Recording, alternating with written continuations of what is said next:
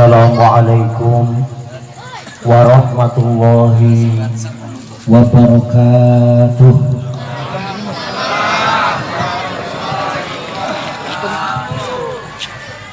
Bismillahirrahmanirrahim.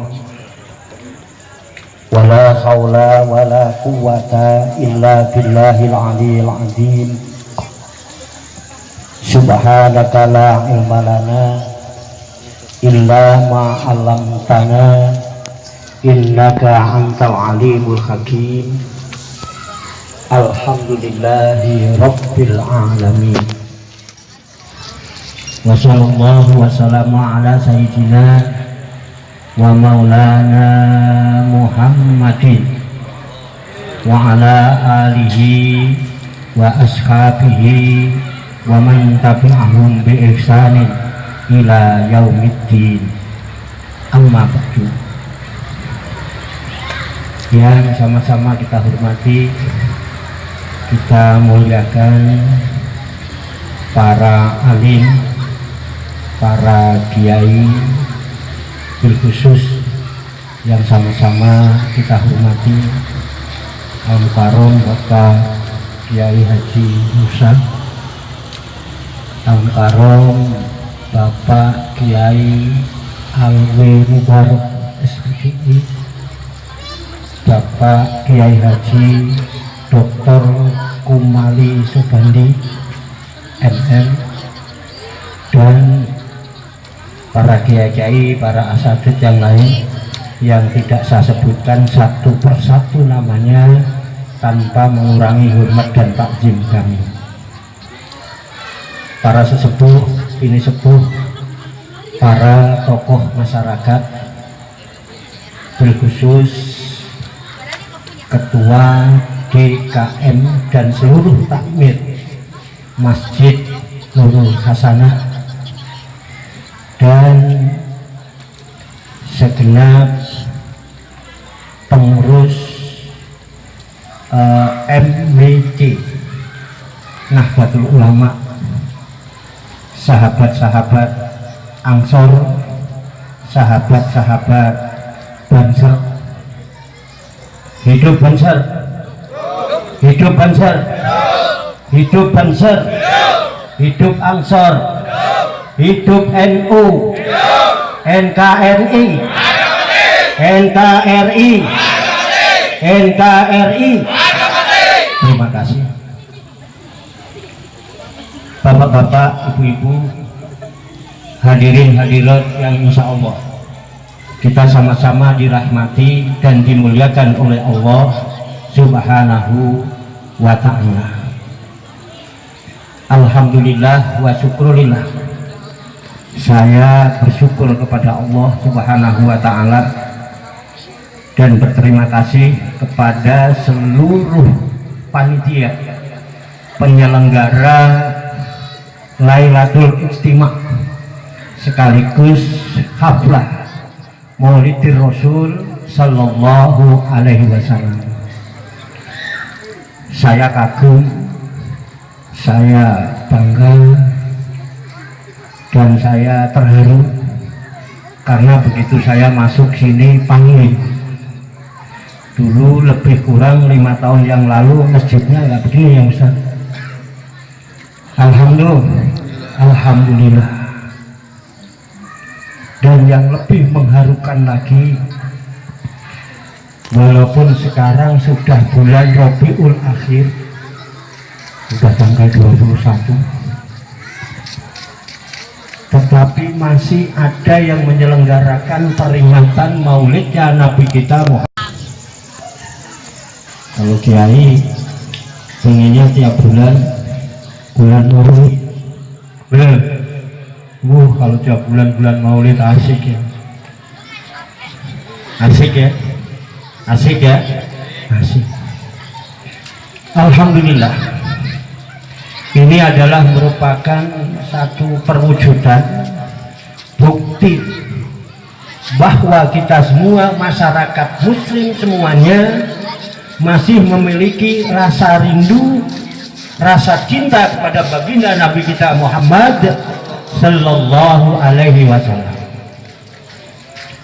Tentunya peringatan demi peringatan kita selenggarakan, tentunya bukan sekedar memperingati hari dan tanggal kelahirannya, namun tentu ada hikmah-hikmah, pelajaran-pelajaran yang bisa kita ambil dari perjuangan baginda Rasulullah Sallallahu Alaihi Wasallam.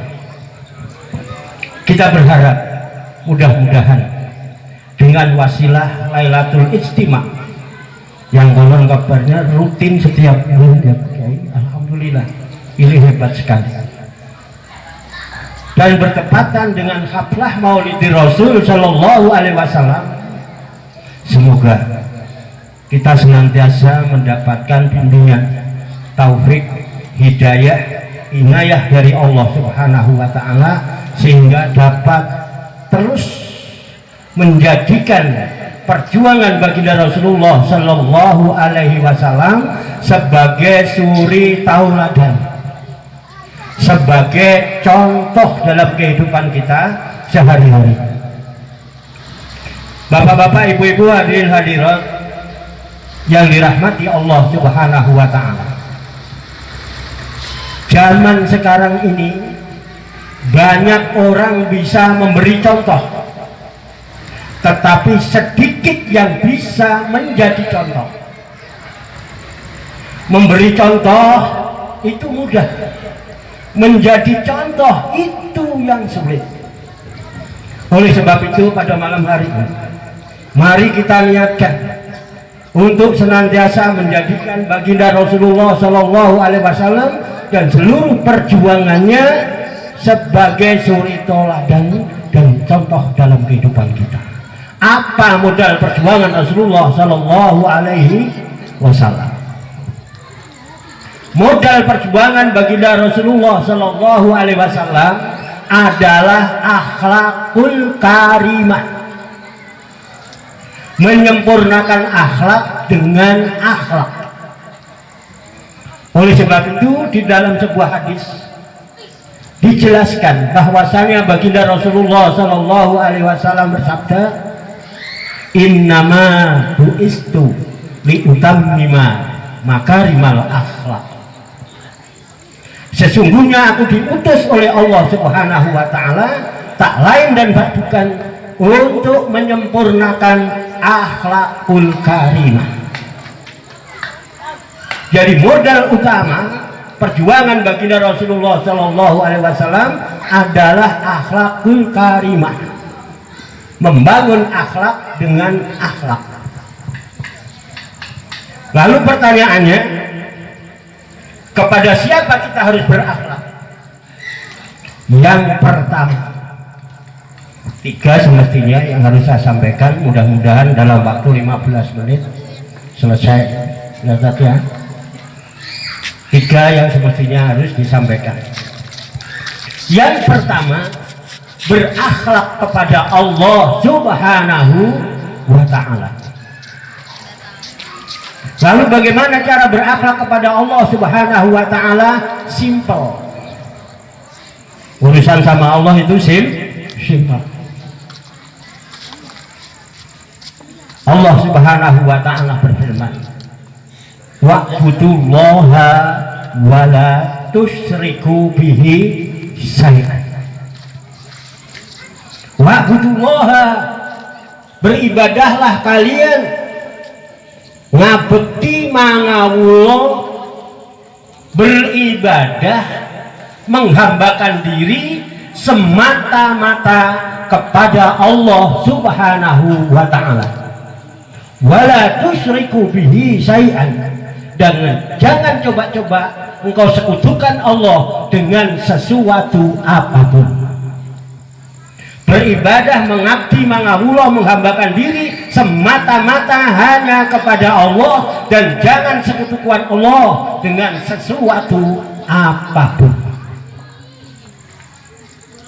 Bapak Ibu hadirin rahimakumullah, 13 tahun lamanya baginda Rasulullah Sallallahu Alaihi Wasallam berjuang di Makkahul Mukarramah dalam rangka membangun akhlakul karimah dengan jalan menanamkan ketauhidan, meluruskan akidah, membangun keyakinan dengan landasan iman, dengan pertimbangan kalau landasannya bagus, fondasinya bagus, bangunan bagus. Kalau landasan bagus, fondasi bagus, bangunan bagus. Fondasi menceng, bangunan mentong. Fondasi rapuh, bangunan runtuh. Landasan bagi manusia berakhlak adalah iman. Jabatan baru terasa manfaatnya apabila dipegang oleh orang-orang yang beriman. Kalau jabatan dipegang oleh orang yang tidak beriman, yang lahir nanti Fir'aun. Harta kekayaan baru terasa manfaatnya apabila dipegang oleh orang-orang yang beriman. Itulah perjuangan baginda Rasulullah Sallallahu Alaihi Wasallam dalam rangka membangun akhlakul karimah. Pertama, berakhlak kepada Allah Subhanahu wa ta'ala, dan itu yang pertama dan yang paling utama. 13 tahun Rasulullah perjuangkan la ilaha illallah Muhammadur Rasulullah. Itu yang diperjuangkan oleh baginda Rasulullah Sallallahu Alaihi Wasallam. La ilaha illallah, tidak ada Tuhan selain Allah, tidak ada yang disembah selain Allah, tidak ada yang ditakuti kecuali Allah, tidak ada tempat menghambakan diri kecuali kepada Allah. Ini yang ditanamkan oleh baginda Rasulullah sallallahu alaihi wasallam. Muhammadur Rasulullah, Nabi Muhammad adalah utusan Allah. Disiplin. Nabi Muhammad sallallahu alaihi wasallam adalah utusan Allah. Nabi terakhir lah, nabi yang ba'dah, tidak ada nabi sesudah nabi kita Muhammad sallallahu alaihi wasallam. Disiplin.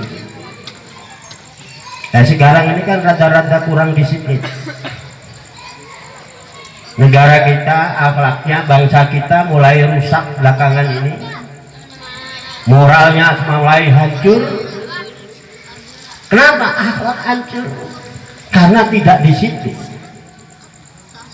Orang lebih takut kepada atasan, tidak takut kepada Tuhan.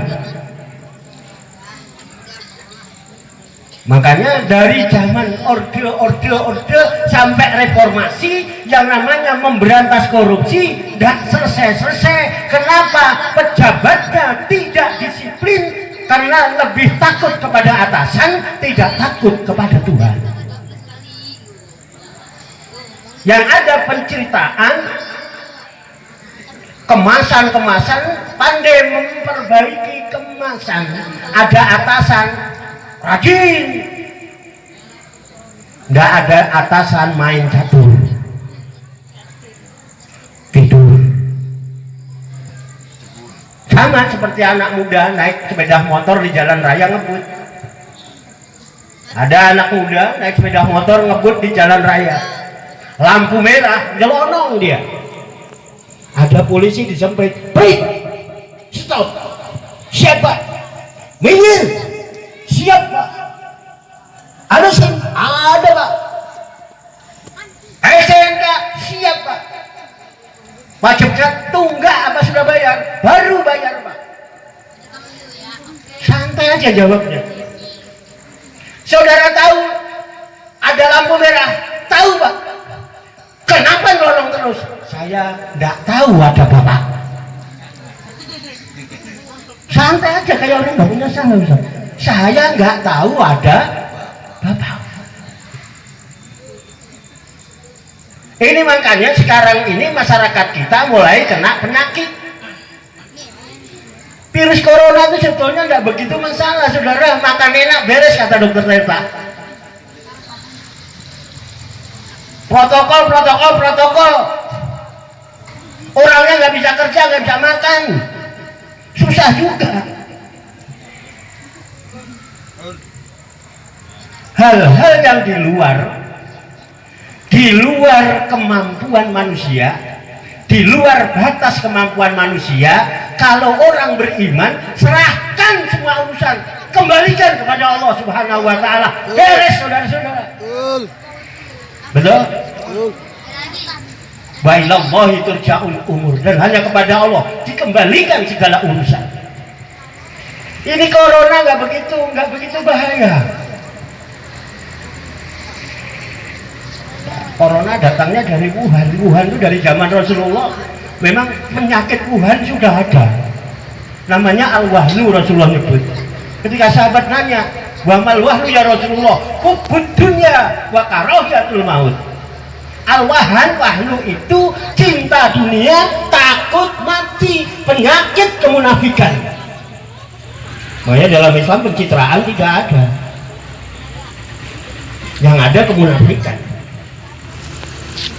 Yang paling berbahaya itu kalau sudah orang kena penyakit kudis, kurang disiplin, disiplinnya kurang. Kalau sudah kena kudis, kena kurang rapi. Ini masjid alhamdulillah ini manajemennya rapi, perubahan siap, kegiatan aktivitas alhamdulillah. Di mana-mana nggak berani kegiatan ini lagi. Di sini alhamdulillah enak bener ngaji dijaga banget. Kiainya dijemput banget. Top markotop. Nurul Hasanah. Cahaya kebaikan. Alhamdulillah. Kudis kurang disiplin. Kurang rapi. Apa juga diatur enggak rapi, enggak enak. Kemudian kalau sudah begitu kena kutil. Apa itu kutil? Kurang teliti. Masyarakat kutil, kurang teliti. Zaman sekarang teknologi udah canggih, orang banyak pencitraan, orang banyak pinter mengemas bungkus. Kalau tidak teliti, tertipu saudara-saudara. Indonesia ini pasar bagus Pak Ustaz. Apa aja di Indonesia laku. Dulu di Jakarta, saya tidak dengar cerita Cikarang, di Jakarta dulu ada orang ngaku-ngaku Jibril. Pernah dengar beritanya? Pernah dengar ya? Ngaku Jibril. Ramai saudara-saudara, pengikutnya banyak. Saya juga mikir juga, untung Jibril ngakunya. Coba kalau Isra. Ramai Jakarta. Digerebek sama polisi, ditangkap masukin penjara. Enggak lama ada yang ngaku-ngaku lagi, ngaku Nabi, terimalah lu di Bogor, Gunung Salak. Pengikutnya banyak Pak Kiai. Ya Allah ya Rabb. Teliti. Loh, rame di Jakarta. Digerebek polisi, ditangkap. Jebol siapa? Konsultan badminton. Ngaku Nabi. 4 tahun masuk penjara. Yang lucu Bapak Ibu hadirin, itu Jibril di penjara ngamuk-ngamuk. Kan Jibril ditangkap duluan tuh Pak Kiai. Wah itu dusta, bohong tuh, Nabi palsu tuh. Bagaimana mungkin dia bisa menerima wahyu di gunung saya? Gua aja Jibrilnya yang bawa wahyu di penjara. Lah rame, pengikutnya banyak. Nggak lama muncul nabi baru di Bandung, namanya keren, Sayuti, tukang cukur, ngaku nerima wahyu. Jadi nabi geger, tangkap lagi. Nggak lama muncul di Jawa Timur. Alhamdulillah saya belum pernah dengar, Cikarang belum pernah dengar. Abang amat di Cikarang kalau sampai ada ini. Kita alhamdulillah ya Allah, saya berterima kasih, syukur banget saya bisa kesini, bisa sowan sama Bapak Yai Sepuh ini. Insya Allah berkah di sini. Di Jawa Timur malah muncul nabi baru, namanya Roy, mantan petinju mu'alaf, mantan petinju, ngaji Al-Quran sendiri tanpa guru, tanpa ustadz. Dia kotak-katik sendiri. Di Quran dia temukan. Ya, di situ wasta'inu bisabri wassalah wa innaha lakabiratun illa 'alal khoshin. Minta tolonglah kamu kepada Allah dengan sabar dan sholat. Sholat itu sangat berat, kecuali bagi orang yang khusyuk. Nah, menurut dia orang sholat bisa khusyuk kalau tahu artinya. Dia udah ada sendiri, itulah ngaji tanpa ustaz, tanpa kiai. Apalagi ngaji sama Google. Ngajinya sama Google. Mondonya di pesantren Al Androidiyah. sama Syekh YouTube. Tetap harus pakai guru, cari wawasan silahkan, tapi ngaji mah Bapak Ibu kudu ada guru yang bimbing. Ini jadi salah alamat. Enak aja tuh si Rai ngomong, percuma sholat itu kalau tidak artinya nggak bakalan khusyuk. Maka mulai cari ini, dia fatwakan sholat boleh pakai bahasa masing-masing. Keren banget aja. Saya kebetulan orang Jawa Timur, gemes juga di Jawa Timur ada kayak gitu. Nah gue malu sama orang sekarang. Luar biasa. Akhirnya kan coba bayangkan kalau sholat pakai bahasa masing-masing. Saya orang Jawa. Saya lahir di Tuban, Jawa Timur. Kalau ngikutin fatwanya Nabi Rai, saya orang Jawa. Allahu Akbar. Orang Tuban, Gusti Allah kang moho aku. Kata orang Jawa Barat, Gusti Allah nu aku. Orang Betawi bilang, Allah gede banget. Yang gak enak kan orang Padang. Allah, nan gak ada. Kacau saudara. Loh akhirnya geger rame di Jawa Timur, ditangkap polisi lagi. Makanya saya salut hormat sama polisi kita. Yang ditangkap bukan cuma copet, bukan cuma maling, bukan cuma rampok, bukan cuma teroris. Jibril ditangkap, Nabi ditangkap. Luar biasa. Kenapa? Pengikutnya banyak, kurang teliti.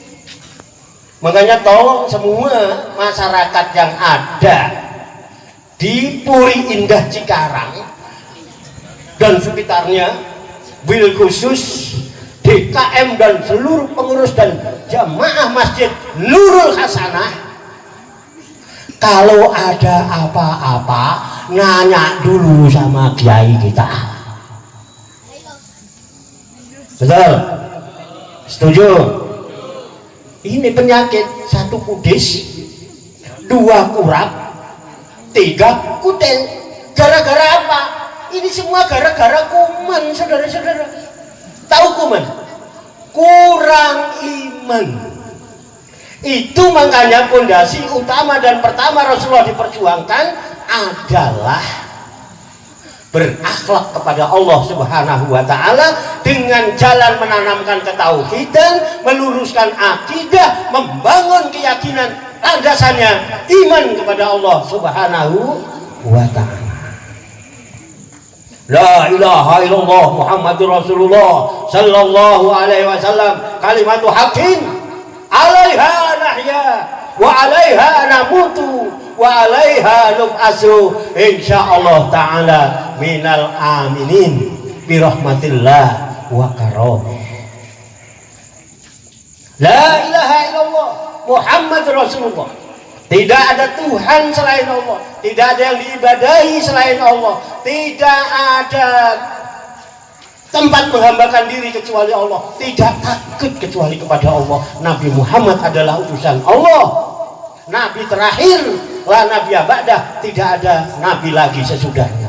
Kalimatul haqqin, itulah kalimatul haq, kalimah thayyibah, alaiha nahya, di atasnya kita hidup, wa alaiha nub'asu, dan di atasnya kita, wa alaiha namutu, dan di atasnya kita mati, wa alaiha nub'asu, dan di atasnya nanti kita dibangkitkan dari alam kubur.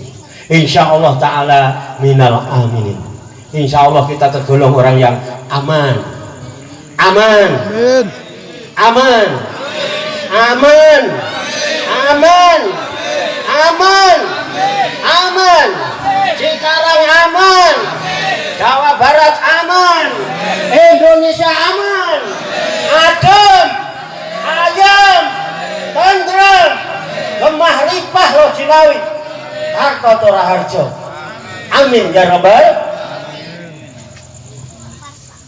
birahmatillahi wa karom. Semua dengan rahmat kasih sayang Allah dan kemuliaan. Itu yang diperjuangkan oleh baginda Rasulullah sallallahu alaihi wasallam. Kalau itu udah, baru wa'budullah, mengabdi mangawula, beribadah, menjadi hamba, hanya menjadi hamba Allah. Jangan menjadi hamba yang lain. Pan kita dibimbing oleh Rasulullah tiap hari, bahkan minimal 17 kali kita membuat pernyataan kepada Allah, iyyaka na'budu wa iyyaka nasta'in. Hanya semata-mata kepadamu ya Allah ya Rabb kami beribadah, kami menyembah, kami minta tolong, kami menyerahkan segala urusan, kami menghambakan diri hanya kepadamu. Ingat, hanya kepadamu, hanya kepadamu, beda dengan kepadamu. Makanya ibu-ibu hati-hati, anak-anak gadis hati-hati. Kalau ada pemuda-pemuda yang merayu, ku cinta padamu, jangan bangga dulu, jangan kegeeran. Sekarang dia bilang ku cinta padamu, ntar ketemu cewek lain, ku cinta padamu, ketemu yang lain, ku cinta padamu. Tapi kalau dia bilang hanya engkau yang ku cinta, beda apa tidak? Beda apa tidak? Kalau hanya engkau, tidak mungkin saya mencintai yang lain, karena hanya engkau. Makanya para pemuda kalau kepengen disayang, dicintai wanita, ini modal. Jangan pernah ngerayu ku cinta padamu, tapi hanya engkau yang kau cinta. Bu, bu, ngantuk, matanya melotot, dipanggil kagak nyaut. Kalau di Tuban Jawa Timur, kalau ada yang matanya melotot dipanggil kagak nyaut, itu namanya ikan asin. Bu, ikan asin melotot nggak? Dipanggil nyaut nggak? Nyaut. Takut dibilang ikan asin. Bu, pernah jadi gadis nggak? Iya, itu mudah. Enak kalau dibilang hanya kepadamu, itu enak. Kira-kira kalau ada cowok dulu waktu gadis ngerayu, hanya engkau yang ku cinta, besok hanya engkau yang ku cinta, tolong hatinya ternyuh apa tidak? Itu gadis batinnya. Pokoknya gadis cadang ya pokoknya. Mudah-mudahan siapa aja yang pengen itu buat modal tuh. Besok datang lagi, hanya engkau yang ku cinta. Dia akan ternyuh. Kenapa? Dia akan berpikir, ya Allah ya Rabb, dia hanya kepadaku cinta. Kalau sampai nggak ku terima cintanya, mau cinta sama siapa lagi? Wong dia nggak mau cinta sama yang lain. Hanya engkau yang ku cinta. Begitu ucapan iyyaka na'budu, hanya kepadamu ya Rabb kami beribadah, menyembah, mengabdi, mangawula, menghambakan diri, hanya 17 kali itu wajib. Wa iyyaka nasta'in, dan hanya kepadamu ya Rabb kami mohon pertolongan. Pak Ustaz, hanya pada Pak Ustaz kami mohon pertolongan Pak Ustaz. Kami nggak bakal minta tolong sama yang lain. Ternyuh nggak hatinya Pak? Ternyuh ya, kesian banget ini kucing. Kalau gua sampai nggak tolongin, dia mau minta tolong siapa? Dia cuma minta tolongnya sama Allah juga begitu. Itu. Makanya hati-hati. Zaman sekarang ini banyak orang ngaku-ngaku. Tadi udah jadi tanda ngaku wali, ngaku nabi, ngaku Jibril, ngaku malaikat dan lain sebagainya. Sekarang pertanyaannya, kita ini manusia. Kita ini semua manusia hamba Allah. Semua kita kalau ditanya, kita ini hamba Allah. Kita ini hamba Allah. Saya hamba Allah. Kata siapa? Kata siapa? Ini kan pertanyaan. Ngaku-ngaku bukan hanya mudah, juga murah. Oke, tadi sudah membuat pernyataan itu waktu sholat isya. Atau barangkali habis sholat isya ada membuat pernyataan lagi. Allahumma anta rabbi, la ilaha illa anta khalaqtani wa ana abduka. Betul? Allahumma anta rabbi, ya Allah ya Rabb, engkaulah Tuhanku satu-satunya ya Rabb. La ilaha illa anta, tidak ada Tuhan kecuali engkau. Khalaqtani, engkau telah menciptakan aku. Kalau cuma kata-kata itu iblis pun dulu begitu ya Ustaz. Iblis nyatakan di hadapan Allah, khalaqtani min narin, engkau telah ciptakan aku ya Allah dari api. Khalaqtani wa ana abduka, dan aku adalah hambamu ya Rob.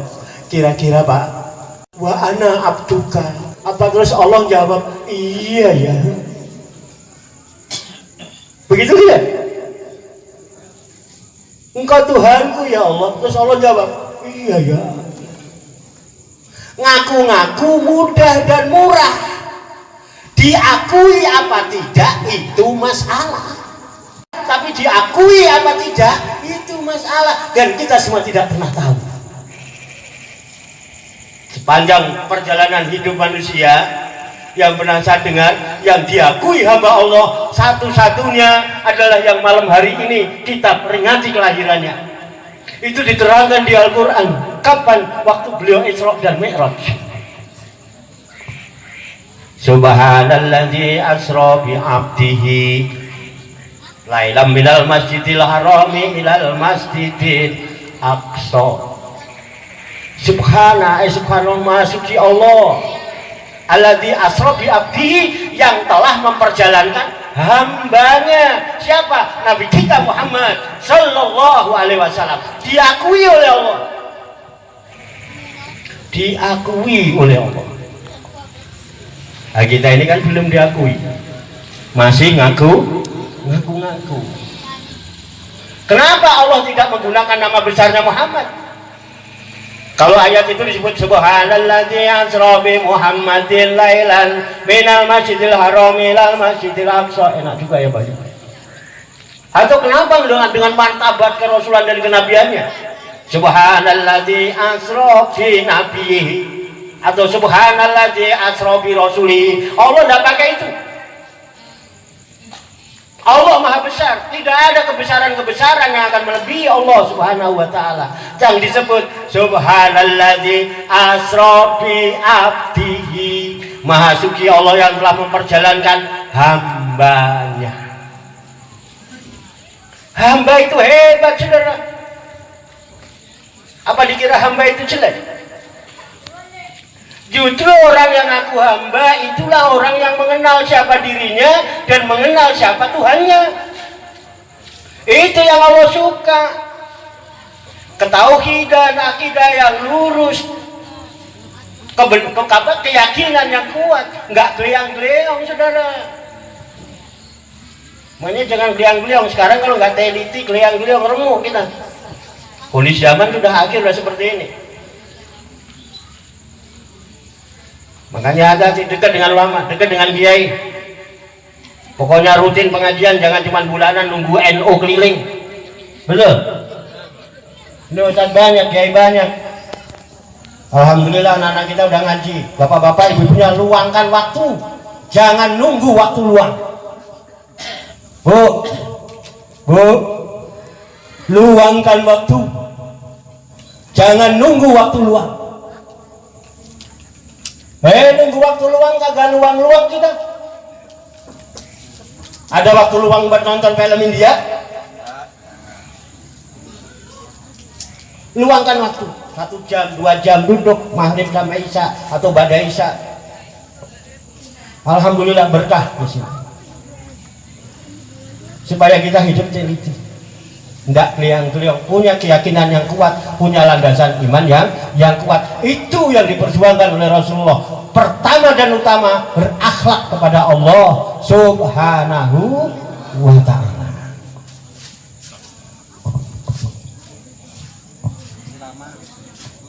Cuma ngeliat jam doang, ribet banget. Ngeliat jam doang, baru 1.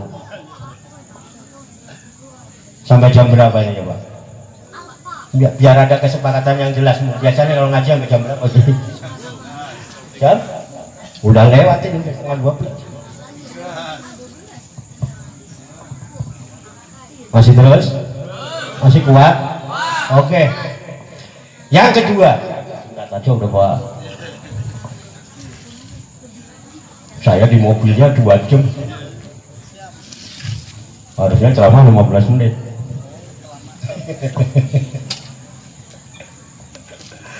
Pertama setelah berakhlak kepada Allah Subhanahu wa ta'ala, dan itu yang pertama dan yang paling utama. Yang kedua berakhlak kepada sesama manusia. Siapa sesama manusia? Pertama berakhlak sesama muslim. Betul. Berakhlak kepada semua manusia, pertama kepada sesama muslim. Ini harus berakhlak. Oleh sebab itu baginda Rasulullah Shallallahu Alaihi Wasallam setelah menanamkan akidah, keimanan, keyakinan yang kuat di Mekah, beliau hijrah. Begitu hijrah ke Madinah, apakah Rasulullah bangun rumah? Rasulullah belum punya rumah di Madinah. Bangun kontrakan. Yang dibangun masjid. Yang dibangun masjid. Masjid Kuba. Bangun masjid. Untuk apa? Membangun akhlak sesama manusia, membangun kesamaan dan kebersamaan. Dia bangun masyarakat masjid. Semua manusia sama dalam pandangan Allah. Makanya lihat di masjid, semua orang datang masuk masjid buka sendal, buka sepatu. Orang kaya masuk masjid buka sendal, buka sepatu. Pejabat masuk masjid buka sepatu. Lurah masuk masjid buka sepatu rah. Camat masuk masjid buka sepatu mak. Bupati masuk masjid buka sepatu tik. Wali kota masuk masjid buka sepatu tak. Gubernur masuk masjid buka sepatu nur. Presiden masuk masjid buka sepatu. Dan semua buka sepatu.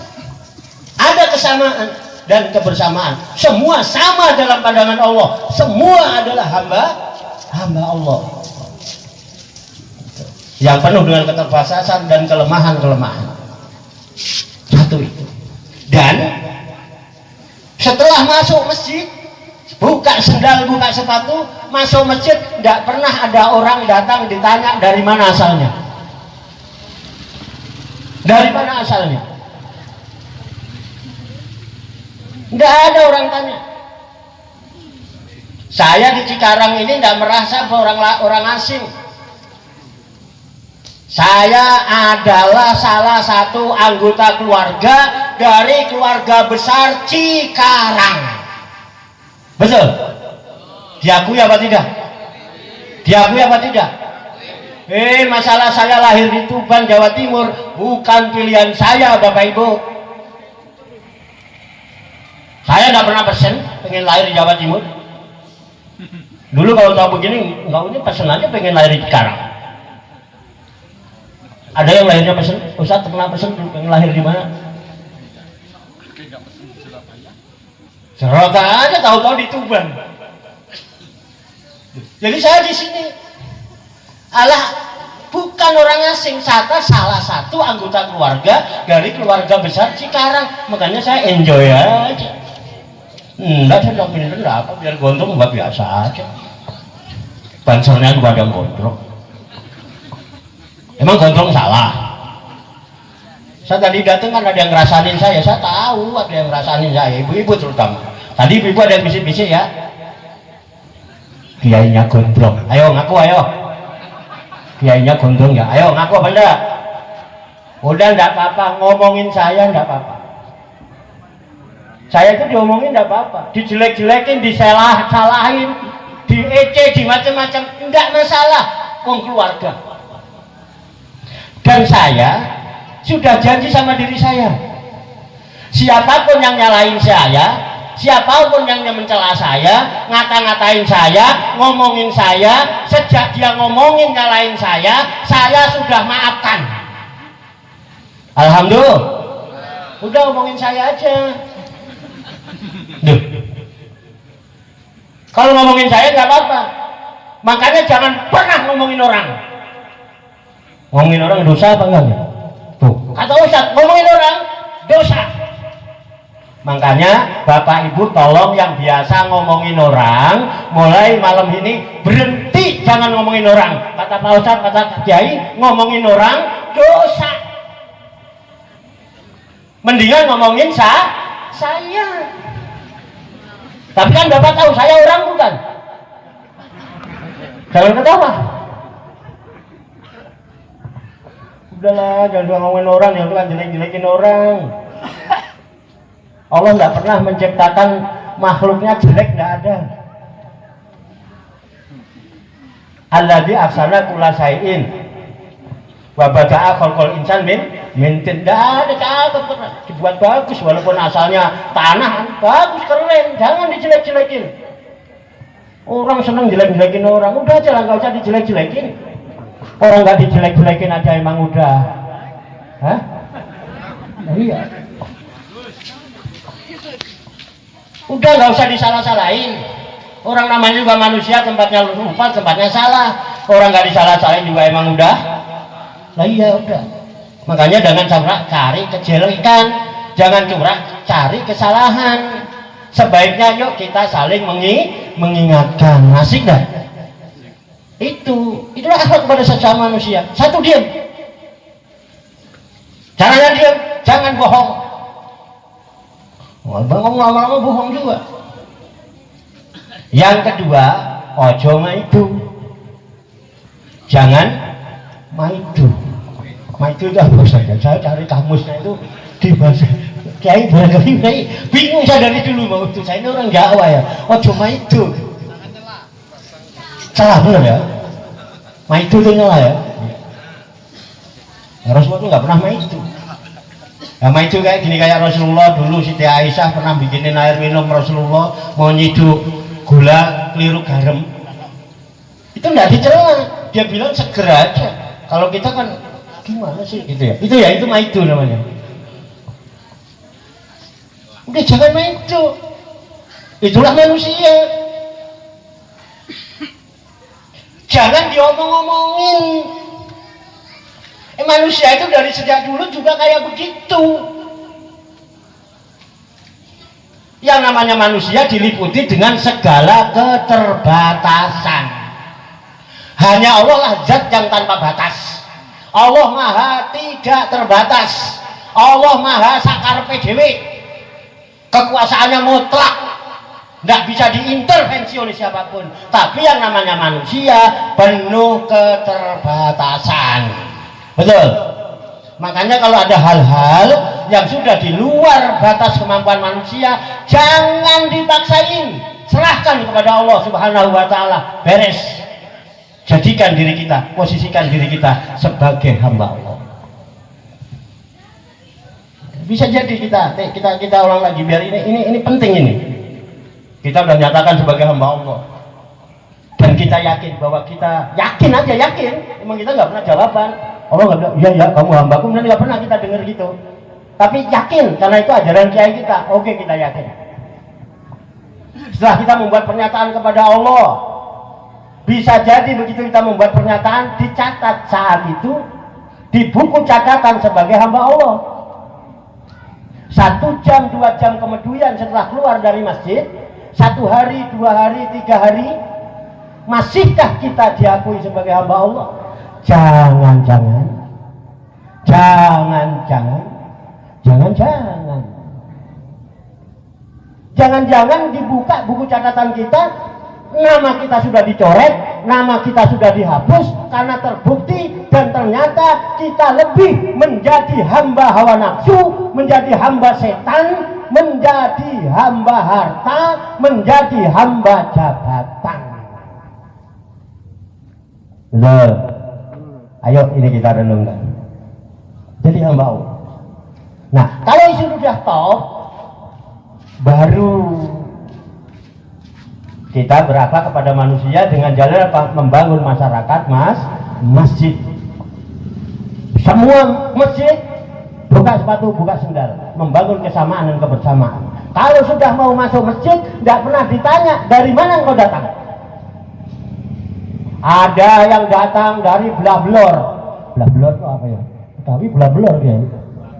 Utara. Ada yang datang Blablor, tidak ditanya. Masuk masjid, madep mulon. Tidak mau tahu. Ada yang datang dari Blak Kidul. Dari mana tidak pernah ditanya. Masuk masjid, madep mulon. Ada dari Blabletan. Betawi saya, mertua saya Betawi jadi. Kalau dia Blabletan ngetanin gitu itu. Jadi saya ketularan. Ada yang datang dari Blabletan, masuk masjid, madep mulon. Yang dari belah kulon masuk masjid madep kulon. Dari mana datangnya, apa suku bangsanya, apapun warna kulitnya, ya asal satu akidah sama kita madep kulon. Tidak usah masalah. Ini membangun kebersamaan.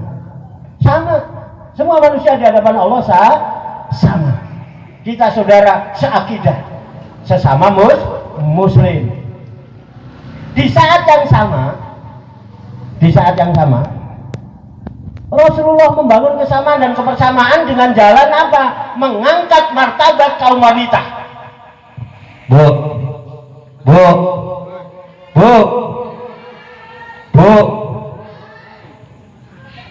dipanggil kiai menunggu.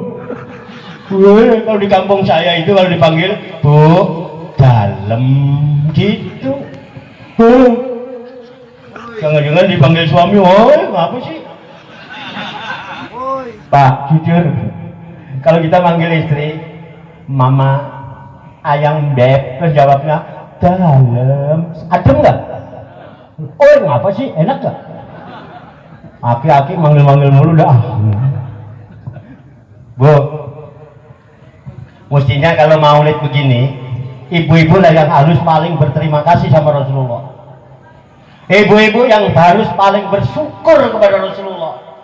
Ibu-ibu yang harus lebih semangat dan lebih giat. Jangan lempem. Kenapa? Di saat yang sama Rasulullah mengangkat martabat derajat kaum wanita. Dulu, Bu, saya ceritain mau nggak? Saya ceritain mau nggak? Berapa ceritaan? Ceritanya, saya ceritain, Bu. Bapak juga boleh dengar. Dulu sebelum Rasulullah datang, dulu ketika Rasulullah belum diangkat menjadi Nabi dan Rasul, nasib kaum wanita menyedihkan, dilecehkan, harganya murah. Kedengeran nggak nih? Bu, Pak, dulu sebelum datang Rasulullah, sebelum Rasulullah diangkat jadi Nabi dan Rasul, perempuan murah. Jadi sebelum datang Rasulullah, sebelum Nabi Muhammad diangkat jadi Nabi dan Rasul, perempuan murah. Kesian, menyedihkan. Manusia seolah-olah hanya untuk pelampiasan hawa nafsu. Perempuan hanya dilahirkan untuk melahirkan. Betul? Perempuan hanya dilahirkan untuk melahirkan. Kalaupun diberikan peluang untuk beraktivitas, berkisar muter-muter 3 hal. Sumur, kasur, dapur. Dapur, kasur, sumur. Sumur, kasur, kesian. Begitu Nabi Muhammad diangkat menjadi Nabi dan Rasul, jangan lecehkan kaum wanita. Jangan kau hina kaum wanita, jangan kau rendahkan kaum wanita. Tahu Tahukah kalian an-nisa'u imadul bilad? Wanita itu tiang negara, kata Rasulullah. Idza soluhat soluhal bilad. Apabila wanitanya solehah, wanitanya baik, baik negara. Wa idza fasadat, tapi kalau wanitanya rusak, rusak negara ini. Halo bro, halo bro, halo bro, halo bosku, gitu dong. Halo bro, nah gitu kan kompak, diajak kompak susah amat. Itu di saat lain Rasulullah juga menyatakan, ad-dunya mata wa khairu mata'ihal mar'atu sholihah. Oh, dunia ini perhiasan, dunia ini tempat keindahan, dan sebaik-baik perhiasan adalah wanita sholihah. Bro, apaan? Perhiasan wanita solehah. Maka posisikan martabat kaum wanita jadi perhiasan. Jangan bangga kalau dirayu seperti bunga. Wah, kok cantik bagaikan bunga. Ya, wanita dianggap kembang. Kembang tahu sendiri ya. Kembang itu menebarkan bau semerbak harum. Datang kumbang cium tinggal, datang kumbang lain cium tinggal, datang kumbang lain cium, dihisap tinggal, udah layu dihempaskan. Makanya wanita kalau pengen mulia jangan ceneng jadi kembang, jadilah perhiasan. Perhiasan tidak semua orang bisa memiliki, karena perhiasan hanya bisa dimiliki dengan tebusan yang sangat mahal, dan dia tersimpan rapi di etalase. Yang punya duit yang bisa bawa pergi, ibu perhiasan. Dan pernah sahabat Nabi bertama Rasulullah, biar ini jatahnya ibu-ibu. Dari tadi ibu-ibu diajak ngobrol, bapak-bapak melulu, ya bu ya. Dari ibu nggak langsung kok. Dulu sahabat Nabi bertanya sama Rasulullah, ya Rasulullah, kepada siapa saya harus berbuat baik? Ya Rasulullah, kepada siapa saya harus berbakti? Apa jawab Rasulullah? Ummuka, kepada ibumu. Lalu kepada siapa lagi ya Rasulullah saya berbuat baik? Ummuka, kepada ibumu. Lalu kepada siapa lagi ya Rasulullah? Ummuka, kepada ibumu. Lalu kepada siapa lagi ya Rasulullah? Baru Rasulullah jawab abuka, baru bapakmu. Jadi ketika sahabat nanya, kepada siapa saya Rasulullah harus berbakti? Satu, kepada ibumu. Kepada siapa lagi? Ibumu. Kepada siapa lagi? Ibumu. Berapa kali ibu? Berapa kali? Baru bapakmu. Berapa kali bapak? Satu. Bapak satu kali, ibu tiga kali. Ibu disebut tiga kali, bapak satu. Jadi bapak satu, ibu salah hitungnya kali aja di receh begini. Itu artinya energi ibu itu 3 kali lipat. Makanya istri yang baik adalah istri yang bisa memotivasi, mendorong suaminya agar bisa berbuat baik, bersikap baik kepada kedua orang tuanya, bil khusus ibu. Itu yang namanya sakinah mawaddah warahmah. Kalau suami didorong sama istri mau berbuat baik kepada ibunya, itu nanti kasih sayang dan cinta suami 3 kali lipat. Kalau cinta dan kasih sayang suami 3 kali lipat karena dapat pancaran energi 3 kali dari ibu, maka insya Allah besok uang belanja 3 kali lipat. Allah bikin ada bakti orang tua. Begitu juga suami. Jadilah suami yang baik yang bisa mendorong istri itu untuk senantiasa taat dan berbuat baik, berbakti kepada kedua orang tuanya, bapak dan ibu. Itu nanti 3 kali lipat energinya ke suami. Yang biasanya cuma jatah 1 kali jadi apaan? Ini yang membuat sakinah mawaddah warahmah, kesamaan. Jangan bedakan antara orang tua dan mertua. Itu ajaran Islam. Betul? Cocok? Amalkan mulai besok pagi 3 kali. 3 kali ya? Senang bapak-bapak ya, sekali aja susah kan,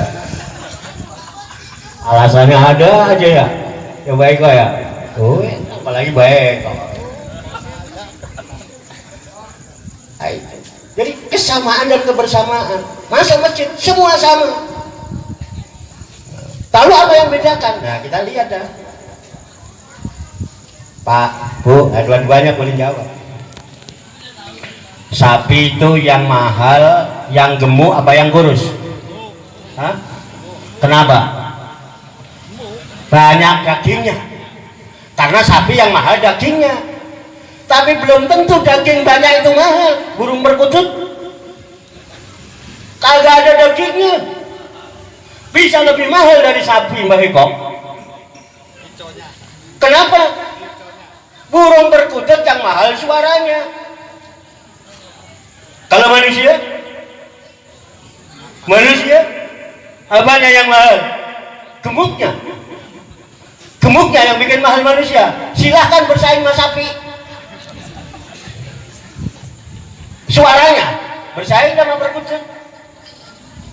Satu yang membedakan sesama manusia, inna akramakum indallahi atqakum.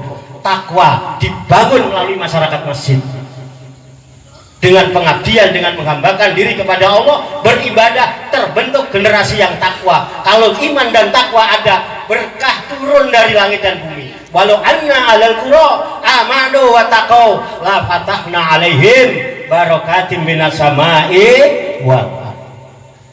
Dan jikalau penduduk satu negeri, satu kampung, satu rumah tangga beriman dan bertakwa kepada Allah Subhanahu wa Ta'ala, terbentuk dari pengabdian, ibadah, dan menghambakan diri hanya kepada Allah, la fatahna, pasti aku turunkan, kata Allah, pasti aku turunkan barakatin minas sama'i wal ardh, keberkahan dari langit dan bumi. Alhamdulillah, kesamaan di masjid. Semua masuk masjid madhep ngulon, sholat berjamaah. Ada masyarakat masjid sholat berjamaah itu jadi berjamaah apabila ada imam, ada makmum. Ada makmum nggak ada imam, tidak berjamaah. Ada imam nggak ada makmum, jadi tidak berjamaah. Makmum siapa? Kita semua. Siapa aja bisa jadi makmum, tidak perlu ada pemilihan. Saya belum pernah mengaji sama Pak Yai, belum pernah di kitab fikih itu pemilihan makmum, belum ada ya. Tapi imam kudu dipilih, saudara-saudara. Nggak asal si orang-orang suruh imam. Siapa yang dipilih di kampung ini? A'lamuhum yang pertama, orang yang paling alim di kampungmu, bukan yang paling tua. Ya, dia yang alimnya jadi imam. Kan asik ya kan, ya jadi imam dijadwal dengan manajemen masjid yang rapi, ya jangan kurap. Imam-imam yang rapi. Kalau perlu imam rawatib kasih balita di rumahnya tuh, muadzin dipilih imam.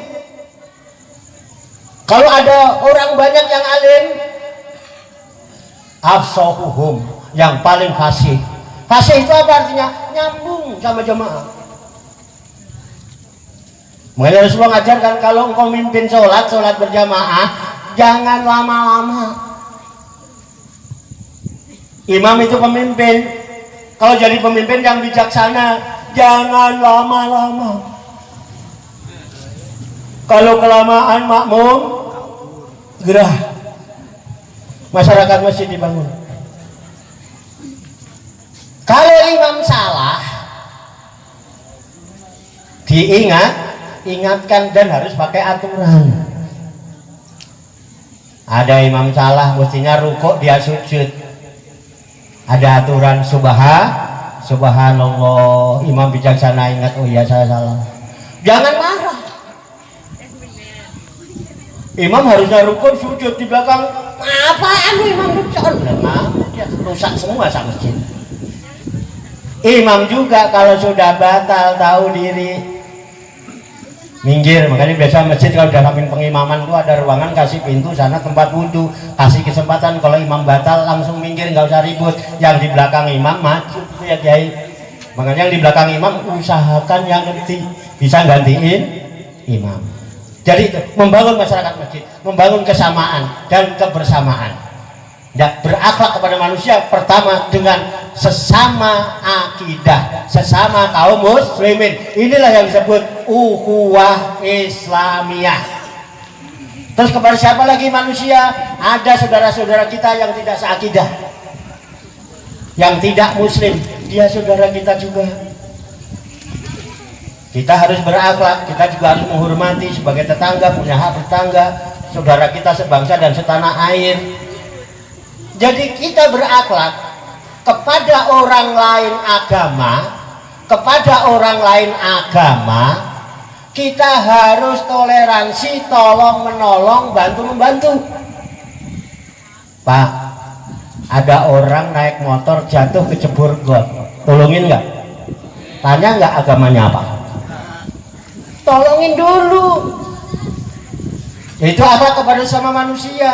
Tetapi ingat, dengan agama lain ini bedakan. Kepada orang lain agama kita toleransi, tolong menolong, bantu membantu. Tapi sama agama lain kembali kepada konsep lakum dinukum waliyadin. Jadi kita bangun persaudaraan, sehingga setelah persaudaraan yang disebut ukhuwah Islamiyah, ada ukhuwah namanya ukhuwah watoniyah. Oh, ini NU nih, ya kan? Persaudaraan sebangsa dan setanah air. Maka kalau engkau berat tidak bisa menghormati karena agamanya, hormatilah dia, saudara kita sebangsa dan setanah air. Kalau lupa diingetin, kalau salah dibenerin, kalau bengkok dilurusin. Jangan main sembelihan, harus saudara. Nah, baru yang ketiga, kalau kau nggak bisa menghormati karena agama, karena suku bangsanya, yuk kita hormati, dia adalah saudara kita sesama cucu Adam. Inilah yang disebut ukhuwah basariyah. Yang ketiga, nah ya biar pas 0-0. Setelah kita pertama berakhlak kepada Allah, berakhlak kepada sesama manusia, kemudian berakhlak kepada alam semesta, makhluk-makhluk lain selain manusia. Siapa? Ya binatang, ya tumbuh-tumbuhan. Makanya Rasulullah ajarkan supaya beradab. Kalau pipis, ini bapak-bapak terutama, kalau pipis, kalau ada lubang di tanah, jangan dipenturkan ke lubang. Ada apa? Bisa jadi di lubang itu mengandung gas beracun, nanti kalau kena kita mengganggu kesehatan. Dan yang kedua, menghormati, berakhlak kepada makhluk lain. Siapa tahu itu semut lagi rapat di dalam, lagi musyawarah memperingati maulid, dikencingin bubar. Sampai seperti itu Rasulullah Shallallahu Alaihi Wasallam mengajarkan bagaimana kita berakhlak. Pertama berakhlak kepada Allah, kedua berakhlak kepada sesama manusia, dan yang ketiga berakhlak kepada alam semesta, sesama makhluk selain manusia. Bapak Ibu hadirin hadirat sekalian yang dimuliakan Allah Subhanahu Wa Taala, berhubung hidup ini penuh dengan keterbatasan, dan ini juga keterbatasan saya dan waktu yang ada. Semua pada punya tugas ya. Saya habis ini kan berang-pulangnya jauh, ibu mendekat. Wih, sekarang jam berapa nih? Jam 12 kurang seperempat, kurang 10. Kalau bapak ibu ke Cijantung, ke tempat saya, itu bisa nyampe besok siang, baru nyampe rumah.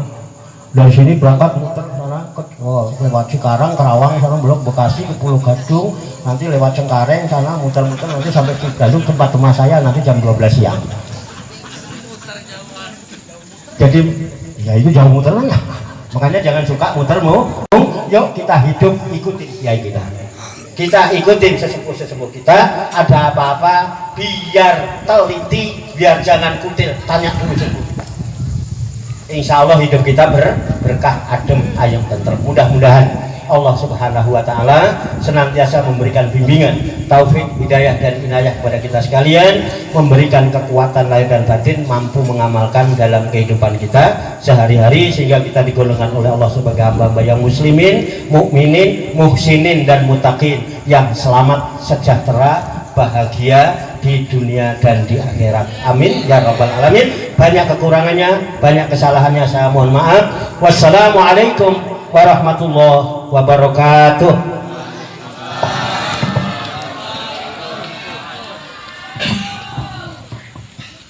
Jazakumullah ahsanul jazaa. Telah selesai mauidul hasanah yang disampaikan oleh beliau. Mudah-mudahan kita dapat mengambil ibrah apa yang beliau sampaikan. Penutup akan ditutup dengan doa yang akan dipimpin. Kami mohon berkenan Rais Syariah Majelis